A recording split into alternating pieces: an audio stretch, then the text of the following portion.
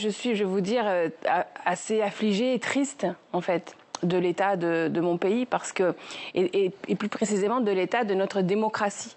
Aujourd'hui, le Conseil constitutionnel, là tout à l'heure, vous l'avez dit, a rendu une décision sur le référendum d'initiative partagée, qui est un outil, certes imparfait, mais qui est censé donner la possibilité à des citoyens de solliciter un référendum, et en l'occurrence, c'était proposé pour la loi des retraites. Bon, le Conseil constitutionnel a fermé cette porte.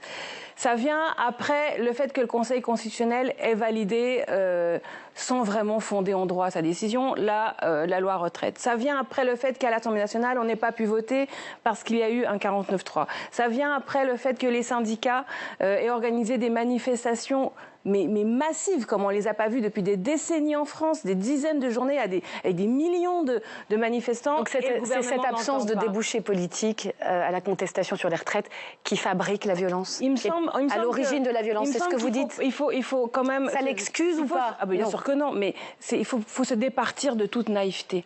C'est-à-dire que dans le principe, dans notre Constitution, même c'est écrit verbatim, hein, article 2, alinéa 5, le principe de notre République, c'est le gouvernement du peuple, par le peuple, pour le peuple. C'est ce qui devrait tous nous animer. Et quand vous avez 70% des Français qui sont contre une loi, normalement, dans un système qui fonctionne bien, cette loi ne devrait même pas entrer à l'Assemblée nationale.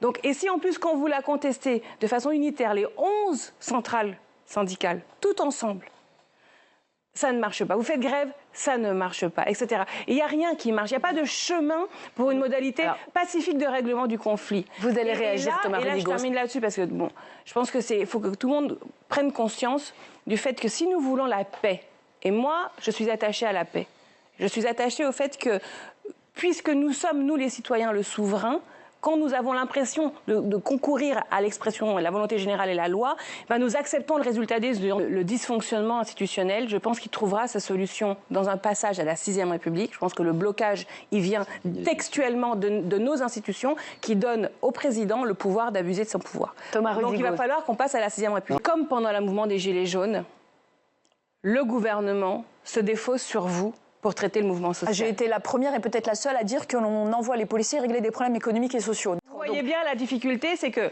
la criminalité, d'une façon générale, c'est complexe à traiter.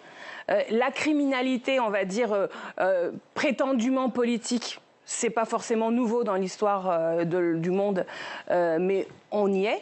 Et c'est pas non plus simple à gérer. Mais pour ce qui est du volet politique de ce que dire, c'est-à-dire nous, ce qui nous concerne... Loi ou pas loi? Eh ben, vous pouvez y aller, vous pouvez vous dire, on va essayer de trouver un chemin. Justement, notre rôle politique à nous, c'est pas de se défausser sur la question du maintien de l'ordre ou de la judiciarisation. Notre rôle politique, par exemple, ce sera le 8 juin, de voter la loi qui abroge la loi retraite. Voilà, parce que ça, c'est démocratique, c'est pacifique. Et la fin des 64 ans fera baisser le niveau de violence. Bien sûr.